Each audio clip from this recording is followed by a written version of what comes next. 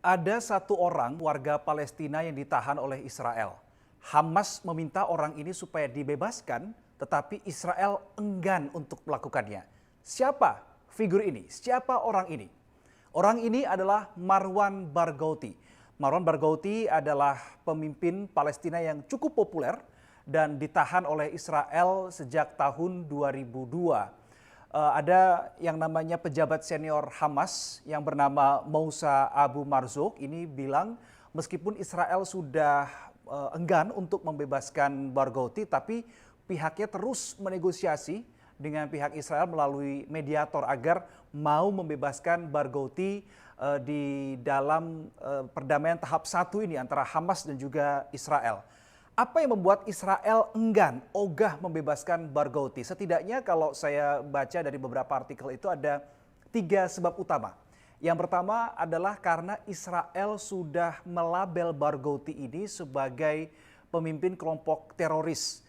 Dan saat ini diketahui Barghouti sedang menjalani hukuman penjara seumur hidup ketika ada serangan di Israel dan pada saat itu menewaskan 5 orang.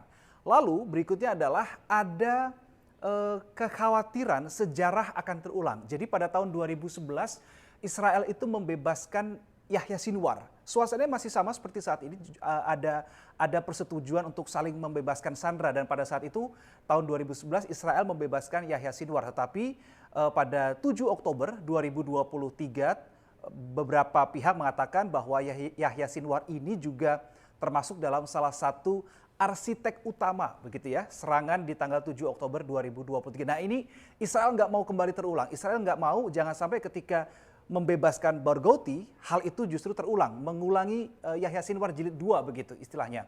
Kemudian yang penyebab yang ketiga, ini adalah menurut pendapat dari beberapa kalangan ahli yang menyebut sebetulnya Israel ini takut karena ada satu hal dalam diri Barghouti.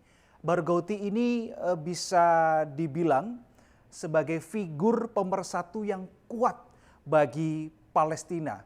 Bahkan beberapa warga Palestina menganggap Barghouti ini sebagai Nelson Mandelanya mereka. Nah, 3 sebab ini yang kemudian membuat Israel enggan untuk memenuhi permintaan Hamas untuk membebaskan Barghouti pada pertukaran sandera begitu ya.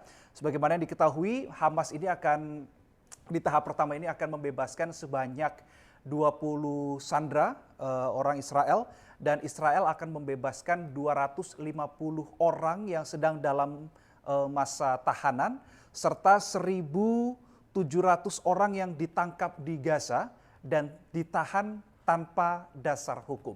Jadi kita terus nantikan bagaimana dinamika yang terjadi di Gaza antara Hamas dan juga Israel.